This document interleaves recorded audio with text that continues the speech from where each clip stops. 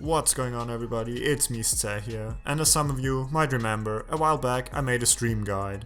Now, in that video, which you should definitely check out if you haven't already, I mainly focused on the theoretical approach to how to stream. And while watching a YouTube video can, of course, never directly give you practical experience, I still realized that I should probably recommend some maps to go along with it, so here's that video. Now, I can already see how most of you are just itching to get the links from the description and then leave, but this time it's a bit different.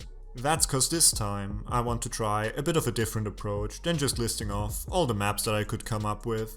Cause let's be honest, we both already know that the views are going to be above average simply because of the title, so I might as well put in some effort to try and get the same for the average view duration. No, don't worry, the links are still in the description, it's just that this time I want to put some actual content in the video. Which is why today I want to try and talk a bit more generally about what makes a good map for practicing streams, and also how you can use all the maps which I linked at any BPM you're currently at, whether that's 150 or 220.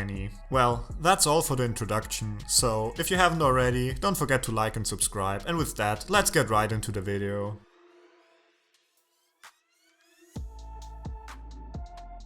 But what makes a good stream practice map? Now, in my personal opinion, it comes down to a few key factors, which are that the map is primarily focused on streams, and those streams are actually longer and not just bursts, as well as there not being some random hard jump parts or any weird slider spam. Now, don't get me wrong, I'm not trying to say that any of those things make a map inherently bad. It can actually make them quite a bit more interesting, but that's not really the point I'm trying to argue here. Because in the context of purely practicing streaming, having an interesting map isn't really priority number one. On the other hand, having a map which only consists exclusively of the pattern you're trying to practice can also be quite boring, which is why I decided against including any pattern practice maps in this list.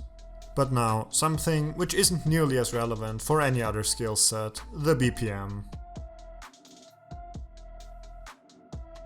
Now, when playing streams, you might have noticed that the star rating seems a bit less relevant, but instead it will feel literally impossible to play anything which is even 10 BPM outside of your comfort range.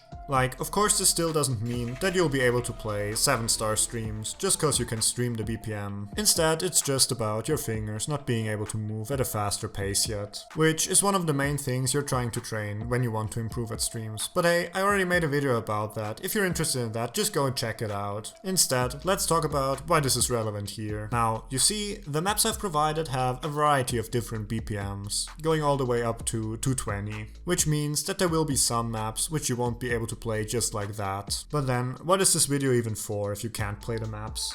Well, that's where the fun orange speedchanger comes in.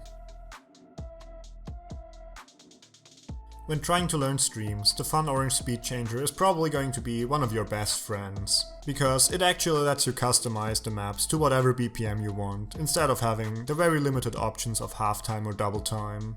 Cause often it would just be enough to slow the map down by like 10% and you could play it easily, but hey, that option isn't there in native OS. But just open the little extra program, click, and there you go.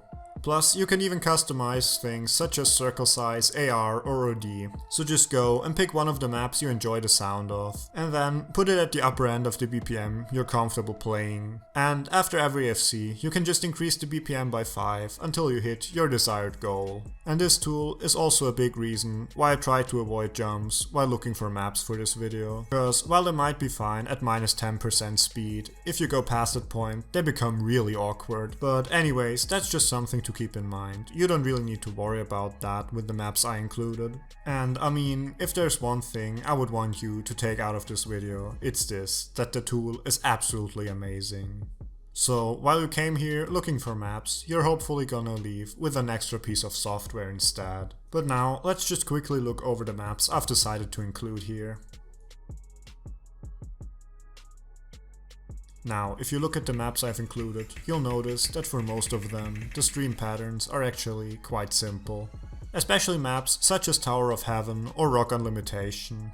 Cause for Tower of Heaven, with like 2 exceptions, the stream patterns are actually fairly straightforward, and with Rock on Limitation, the only really difficult part is just that it's ridiculously fast, but hey, that's where the speed changer comes in. Especially with those two, since they are electronic music, you can really go wild on how much you change the BPM and it's still going to feel kind of fine. Cause that's another issue with a lot of maps, if you go too far down on the speed, they'll end up feeling really clunky and sounding absolutely horrible. But especially with electronic music like that, it's a lot less noticeable. But in conclusion, when learning streams, it's really important to slowly just up your BPM. But because it can be quite challenging to find good maps at every single level, our best bet is still changing the BPM. So just do that on a map where you enjoy the patterns. And with that, we've reached the end of today's video. I really hope you've enjoyed and found it helpful, and with that, see you next time.